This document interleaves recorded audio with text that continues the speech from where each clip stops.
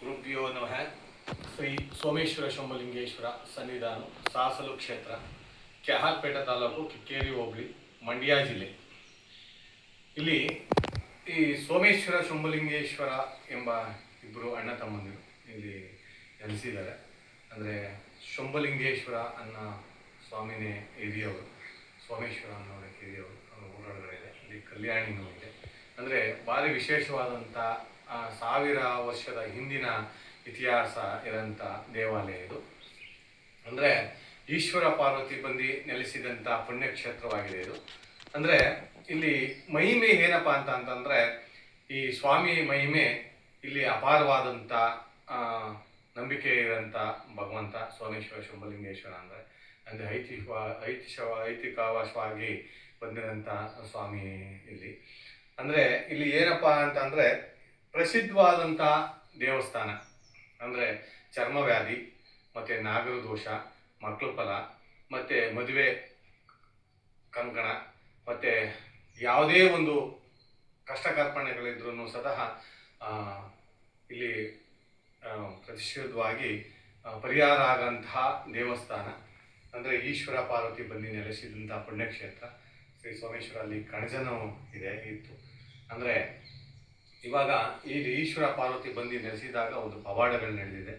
ಅಂದರೆ ಈಶ್ವರ ಪಾರ್ವತಿ ಬಂದು ನೆಲೆಸಿದಂಥ ಕಾಲದಲ್ಲಿ ಈಶ್ವರ ಕೈಲಾಸಕ್ಕೆ ಒಬ್ಬರೇ ಹೋಗಕ್ಕೆ ಬಂದಾಗ ಪಾರ್ವತಿಯರಿಗೆ ಹೇಳಿದ್ರಂತೆ, ಪಾರ್ವತಿ ಇಲ್ಲೇ ನನ್ನ ಕೈಲಾಸಕ್ಕೆ ಹೋಗಬೇಕು ಅಂತ ಹೇಳಿದ್ದಾರೆ.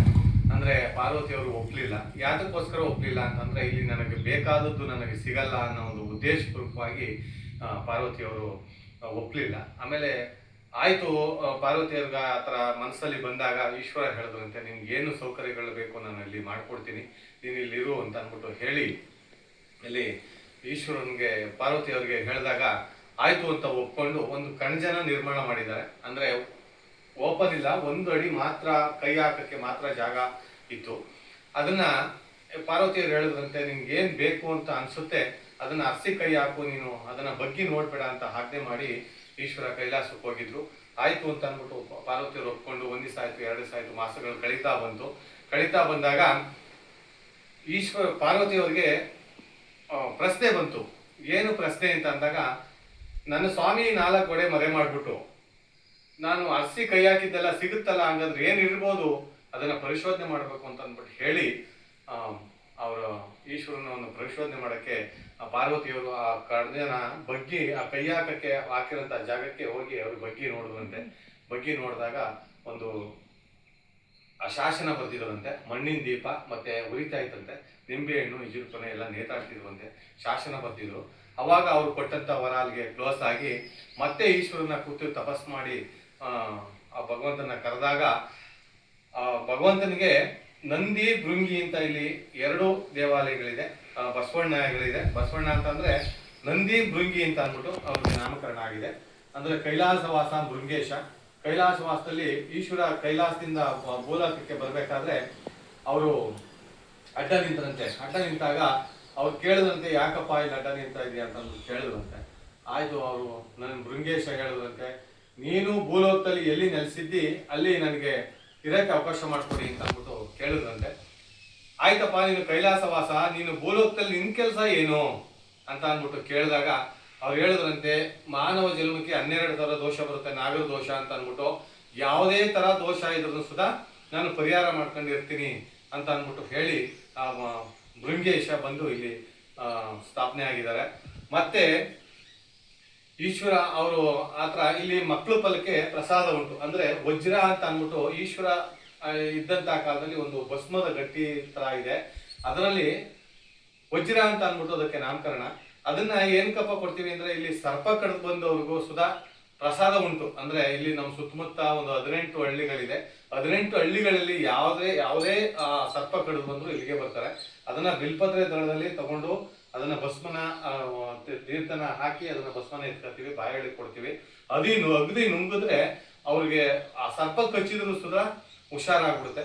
ಮತ್ತೆ ಅದನ್ನೇ ಏನಪ್ಪಾ ಅಂದ್ರೆ, ಈ ಮಕ್ಳು ಫಲ ಇರಲ್ಲ, ಮಕ್ಳು ಫಲ ಇಲ್ಲದೆ ಇರೋಂಥವ್ರಿಗೂ ಅದನ್ನ ಪ್ರಸಾದವಾಗಿ 3 ಸಲ ಬಂದು ತಗೋಬೇಕು.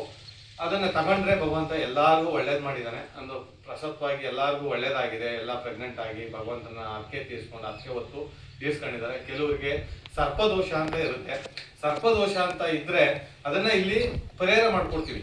ಒಂದು ನಾಗರಿಕರನ್ನ ಪ್ರತಿಷ್ಠಾಪನೆ ಮಾಡಿ ಒಂದು 5 ಜನಕ್ಕೆ 35ರಿಗೆ ಮಳ್ಳು ತುಂಬಿ ಅದನ್ನ ಪೂಜೆ ಮಾಡಿ ಅದನ್ನ ಅವ್ರಿಗೆ ಆಶೀರ್ವಾದ ತಗೊಂಡು ಈ ಭಗವಂತನ ಆಶೀರ್ವಾದ ತಗೊಂಡ್ರೆ ಅದ್ರ ದೋಷ ಅಂತ ಯಾವುದೇ ದೋಷ ಇದ್ರೂ ಸುದಾ 12 ದೋಷ ಬರುತ್ತೆ. ಯಾವುದೇ ಥರ ದೋಷ ಇದ್ರೂ ಪರಿಹಾರ ಮಾಡಿಕೊಡ್ತೀವಿ. ಮತ್ತೆ ಲಗ್ನ ಆಗದೆ ಇರೋದಕ್ಕೂ ಸುದಾ ಇಲ್ಲಿ ಭಗವಂತ ಪ್ರಾರ್ಥನೆ ಮಾಡ್ಕೊಂಡ್ರೆ ಲಗ್ನ ಆಗದೆ ಇರೋದಕ್ಕೂ ಸುದಾ ಲಗ್ನ ಆಗುತ್ತೆ. ಮತ್ತೆ ಯಾವುದೇ ಕಷ್ಟ ಕಾರ್ಪಣ್ಯಗಳಿದ್ರೂ ಸುದಾ ಭಗವಂತ ಒಳ್ಳೇದು ಮಾಡ್ಕೊತಾನೆ. ಆಮೇಲೆ ವಿಶೇಷವಾಗಿ ಏನಪ್ಪಾ ಅಂದ್ರೆ ಅಲ್ಲಿ ಕೊಳ ಇದೆ. ಸೋಮೇಶ್ವರನ ಬಳಿ ಒಂದು ವಿಶೇಷವಾಗಿ ಕೊಳ ಇದೆ. ಆ ಕೊಳದಲ್ಲಿ ಅಂತಂದ್ರೆ ಅದಕ್ಕೆ ವಿಷದ ಮಜ್ಜನ ಅಂತನಕ್ಕೆ ನಾಮಾಂಕಿತ. ಅದನ್ನ ಏನಕ್ಕಪ್ಪ ಉಪಯೋಗಿಸ್ತೀವಿ ಅಂತಂದ್ರೆ ಯಾವುದೇ ಒಂದು ಸ್ಕಿನ್ ಮೈಯಲ್ಲಿ ಆಗ್ಲಿ ದೇಹದಲ್ಲಿ ಆಗ್ಲಿ ಯಾವ್ದಾರ ಒಂದು ಸ್ಕಿನ್ ಪ್ರಾಬ್ಲಮ್ ಅಂದ್ರೆ ನಾಗರ ದೋಷ, ಅದರಲ್ಲಿ ನಾಗರ ತರ 12 ತರ ನಾಗರು ಬರುತ್ತೆ. ಚುಕ್ಕಿ ನಾಗರು, ಬರ್ನಾಗರು, ಇಶು ನಾಗರು, ನೀರ್ ನಾಗರು, ಸರ್ಪಸುತ್ತು ಅಂತ ಎಲ್ಲಾ ತರದ ನಾಗರುಗಳು ಬರುತ್ತೆ. ಅಂದ್ರೆ ಆ ಬಾವಿಲಿ ಭಗವಂತನಲ್ಲಿ ಒಂದು ದಿವಸಕ್ಕೆ ಒಂದು ಕಲರ್ ಆಗುತ್ತೆ. ಅದು ಆ ಕೊಳದ ನೀರು ವಿಶೇಷ, ಒಂದು ದಿವಸಕ್ಕೆ ಒಂದು ಕಲರ್ ಆಗುತ್ತೆ. ಹೆಂಗಪ್ಪ ಆಗುತ್ತೆ ಅಂತಂದ್ರೆ ಭಗವಂತ ಬಂದು ಅದರಲ್ಲಿ ಸ್ನಾನ ಮಾಡಿ ಹೋಗ್ತಾರೆ ಅನ್ನೋದು ಒಂದು ನಮ್ಗೆ ನಂಬಿಕೆ ಇದೆ. ಆಗ ಒಂದು ದಿವಸಕ್ಕೆ ಒಂದು ಕಲರ್ ಆಗ್ಬೇಕಾದ್ರೆ ಅದು ಒಂದು ವಿಷದ ಉಗುಳನ್ನ ಉಗುಳ್ಬಿಟ್ಟು ಹೋಗ್ತಾರೆ. ಅಂದ್ರೆ ವಿಷದ ಉಗುಳನ್ನ ಉಗುಳಿದವರೆಲ್ಲ ನಮ್ಗೇನಾದ್ರು ದೇಹಕ್ಕೆ ಏನಾದ್ರು ಇದಾಗುತ್ತಾ ಅಂತಂದ್ರೆ ಯಾವುದೇ ರೋಗ ರುಜಿನಗಳಿದ್ರು ಸುದಾ ಪರಿಹಾರ ಆಗುತ್ತೆ. ಮತ್ತೆ ಸ್ಕಿನ್ ಪ್ರಾಬ್ಲಮ್ ನಲ್ಲಿ ಏನೇ ಇದ್ರು, ನಾಗರದಲ್ಲಿ ಚರ್ಮ ವ್ಯಾಧಿ ಏನೇ ಇದ್ರು ಸುದಾ ಅದು ಪರಿಹಾರ ಆಗುತ್ತೆ. ಇಲ್ಲಿ ಎಷ್ಟು ನಂಬಿಕೆಗಳು ಭಗವಂತನಲ್ಲಿ ಇದೆ. ಮತ್ತೆ ಇಲ್ಲಿ ಹುತ್ತ ಅಂತ ಇದೆ. ಅಲ್ಲಿ ಭಗವಂತನಲ್ಲಿ ಬಂದವರು ಅಲ್ಲಿಗೆ ಬಂದವರು ಇಲ್ಲಿಗೆ ಬರಲೇಬೇಕು. ಬಂದು 2 ದೇವಸ್ಥಾನಗಳಲ್ಲಿ ಪೂಜೆ ಮಾಡಿಸ್ಕೊಂಡು ಮತ್ತೆ ಹುತ್ತದಲ್ಲಿ ವಿಶೇಷವಾಗಿ ತನಿ ಹರ್ಕೊಂಡು ಹೋಗ್ತಾರೆ. ಸೃಷ್ಟಿ ಟೈಮ್ಗಳಲ್ಲೆಲ್ಲ ಯಾವ ರೀತಿ ತನಿ ಹರ್ಕೊಂಡು ನಿಷ್ಠೆ ನಿಯಮಗಳಲ್ಲಿ ಹೋಗ್ತಾರೆ ಅದೆಲ್ಲ ಇಲ್ಲೂ ಸುಧಾ ಬಂದು ಭಕ್ತಾದಿಗಳು ಮಾಡ್ಕೊಂಡು ಹೋಗ್ತಾರೆ. ಮತ್ತೆ ಸೋಮವಾರ ಶನಿವಾರ ದಾಸೋಹನು ನಡೆಯುತ್ತೆ, ಪ್ರಸಾದನೂ ಉಂಟು. ಮತ್ತೆ ಕಾರ್ತಿಕ ಮಾಸ ಅಂದ್ರೆ ದೀಪಾವಳಿ ಹಬ್ಬ ದಿವಸದಿಂದ ಸ್ಟಾರ್ಟ್ ಆದ್ರೆ 1.5 ತಿಂಗಳು ಸತತವಾಗಿ ಭಗವಂತನಲ್ಲಿ ಪ್ರಸಾದ ನಿಲ್ಲಲ್ಲ, ಪ್ರಸಾದವಾಗಿ ಕೊಡ್ತಾರೆ. 1.5 ತಿಂಗಳು ಕಾಲ ಏನು ದೀಪಾವಳಿ ಹಬ್ಬದಿಂದ ಸ್ಟಾರ್ಟ್ ಆಗುತ್ತೆ ಸೃಷ್ಟಿ ಮುಗಿಯುವವರೆಗೂ 1.5 ತಿಂಗಳು ಭಗವಂತನಲ್ಲಿ ಇಲ್ಲಿ ಸತತವಾಗಿ ಪ್ರಸಾದ ವಿನಿಯೋಗ ಆಗುತ್ತೆ.